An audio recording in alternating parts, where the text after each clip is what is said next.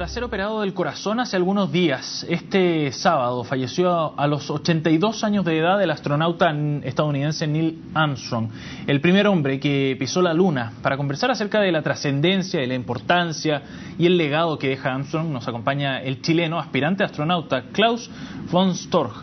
¿Qué tal, Klaus? Muchas gracias por venir con CNN Chile a conversar sobre este tema. Muchas gracias. Buenas tardes, Sebastián. Bienvenido. Muchas gracias por la invitación. A ver, ¿qué representa Armstrong? Probablemente debe ser el astronauta más importante de la historia, me imagino, ¿no? Exactamente. Imaginarse hoy en día con la tecnología que hay, ir a la Luna es una cosa increíble, y hay que imaginarse en el año 69. Haber ido es algo impresionante. Por lo tanto, deja un legado en el ser humano, en el fondo, de haber cumplido el sueño, de haber pasado de las barreras estándares para nosotros como seres humanos. Claro que sí. Ahora, él hace mucho tiempo que estaba un poco alejado. Él tenía una personalidad un poco más introvertida. ¿Qué crees tú que representó para él finalmente lo que logró, el haber sido el primer hombre en llegar a la Luna? Mira, yo creo que él tuvo dos fases en su vida. A mí la historia, digamos, mía con él fue como bien entretenida. Yo traté de contactarlo y, digamos, para invitarlo a las actividades acá a Chile para participar en alguna actividad, y fui a Estados Unidos y no logré comunicarme con él. Un día me llamaron de seminario en el año 2000 y producto del lanzamiento de Windows 2000 lo trajeron y me pidieron que lo acompañara. Me di cuenta en el fondo que estaba como bien cerrado todo en torno a él. Yo en la universidad que estudié también, que es la misma donde estudió él, estuve tratando de averiguar si él asistía a ciertas actividades y la verdad que no asistía a nada. Entonces, claro, me dio la impresión de que él estaba tremendamente aislado de las actividades, digamos, donde había multitudes. Pero finalmente, cuando logré conocerlo, cuando fui al aeropuerto, habíamos prácticamente 3 personas nomás con él. 2 se encargaron básicamente del ingreso de la maleta y hacer todo el trámite de pasaporte. Me di cuenta que él prácticamente no se comunicó al principio conmigo, pero cuando empezó a darse cuenta que yo era piloto, que había estudiado en la misma universidad, de repente hubo un quiebre del hielo, digamos, que había entre las partes, y se abrió absolutamente, y ahí uno se da cuenta que era una persona cercana, abierta, sensible, súper comunicativa, pero que tenía una coraza en torno digamos, a que uno fuese periodista o que tratara de sacar algún trapo de él al aire. Eso es la sensación. ¿Y usted qué recuerdo tiene de lo que él había vivido, o cómo contaba él, cómo hacía referencia a ese episodio en particular de 1969? Él, yo diría que lo hacía en forma muy, muy humilde. En el fondo, uno de repente puede contar una historia metiéndole mucho color, pero él era al revés, digamos, trataba de quitarle color, como humanizar. ¿Bajar el perfil? Bajar el perfil.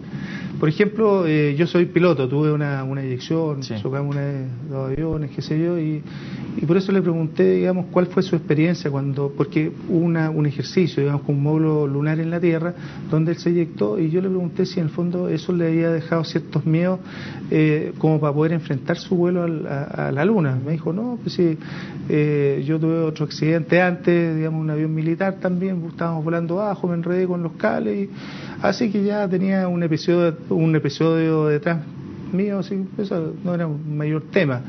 Después hablamos del tema del alunizaje. El alunizaje, hay un documental que habla en el fondo lo crítico que fue el alunizaje en cuanto a la cantidad de combustible que le quedó, y que tuvieron que tomar una decisión de posarse en otro lugar. Es decir, cuando estaban alunizando tuvieron que trasladarse a otro lugar, lo que hizo un consumo de combustible mayor, lo que puso en riesgo el tema del poder volver a tierra. Claro. Sí, le pregunté, bueno, y eso fue muy complicado. Me dijo, no, sí, nos quedaban segundos, pero tú sabes cómo es el tema de los documentales, tratan de ponerle un poquito más, pero estábamos bien tranquilos, o sea, la verdad que no. O sea, él hacía referencia a ese episodio como algo bastante más normal de lo que lo veía el resto de la humanidad, que estaba pegado a los televisores. Absolutamente. Lo que sí yo también digo, pienso que en el fondo uno es la gente que está trabajando en torno a este viaje a la Luna, que en el fondo ven las partes críticas que van apoyando a tierra, sí. Y la otra es el ser humano que está, digamos, allá, que en el fondo va viviendo el momento, está con el nerviosismo, con la adrenalina, por lo tanto quizás tiene un filtro mucho más grande a lo que son los sustos. Pero la persona que va a cargo en el fondo de la cantidad de combustible y todo eso, claro, va a estar, digamos, tremendamente nerviosa porque tiene cierta responsabilidad por el regreso de la persona a la Tierra. Él decía el año pasado en una de sus últimas intervenciones públicas, decía que nos habíamos olvidado un poco de la Luna, como que la habíamos dejado botada. Y eso coincide un poco con lo que vino después para la NASA, que esto fue como un hito, pero fue demasiado alto al parecer, y lo que vino después, si bien fue relevante y se lograron cosas importantes, puede que haya dejado, digamos, a la NASA en una especie de desafío de tratar de superarlo, pero como nunca pudo lograr superar ese hito. Sí, bueno, él la verdad, bueno, hablamos de diferentes cosas, pero no hablamos tanto en detalle de eso. Pero lo que sí, la NASA hizo el Apolo 11, el 12, 13, 14, 15, 16 y 17. Sí. Por lo tanto, hubo una tremenda inversión. Él me da la impresión que sí, claro, hizo esos comentarios, pero yo creo también es como cuando uno va a investigar algún lugar y ve que la Luna no tiene minerales, no tiene, digamos, oxígeno, no tiene una serie de elementos que permiten un desarrollo del ser humano como colonización, sí, en el lugar. Por lo tanto, la decisión de la NASA en ese minuto fue el poder investigar el comportamiento del cuerpo humano en el espacio, pero no por eso, o sea, para eso no necesitaba llegar tan lejos como la Luna. Entonces la investigación no fue en torno de una fuerza digamos, gravitacional, digamos, menor que la Tierra, pero con cierta fuerza gravitacional, sino que lo hizo en un lugar donde no se sentía la fuerza de gravedad, que fue en órbita terrestre. Por lo tanto, el programa siguió en otro camino, claro, pero con un foco en torno a la investigación del cuerpo humano. Pero los próximos pasos van a ir, digamos, orientados para ir a Marte, definitivamente. Ahora, ¿usted cómo analiza el fallecimiento de Armstrong como un hito en el contexto de lo que está haciendo la NASA ahora? Considerando que la llegada del Curiosity a Marte también supone un hito, un paso adelante, digamos, para la NASA, pero que hay otros países que también están avanzando y que le están haciendo competencia en esta especie de reedición de la carrera espacial. Sí. Bueno, el fallecimiento de Neil Armstrong definitivamente marca el término de la vida de la persona, pero en la historia va a quedar por siempre. O sea, el hecho de haber llegado a la Luna, creo que dejó su legado. Lamentablemente la vida así, en algún minuto uno llega a ese punto, sí, pero yo creo que ha sido una de las personas que ha podido lograr hacer cosas que están fuera de cualquier parámetro.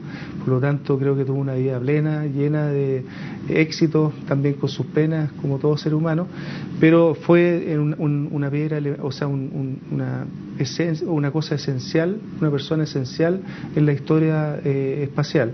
Ahora, el Curiosity, tal como tú decías, es un paso importante para lo que es los próximos pasos en el espacio, y tú dices, como bien tú dices, hay una competencia no tan fuerte como la de la Unión Soviética, pero sí están apareciendo los chinos, sí, y una competencia más importante aún, de repente, es el ingreso del sector privado en el desarrollo espacial. Perfecto. Producto del interés que tienen las personas hoy en día de explorar también este ambiente. Claro que sí, que la muerte de Neil Armstrong probablemente va a reavivar muchos de esos intereses de los particulares. Exactamente.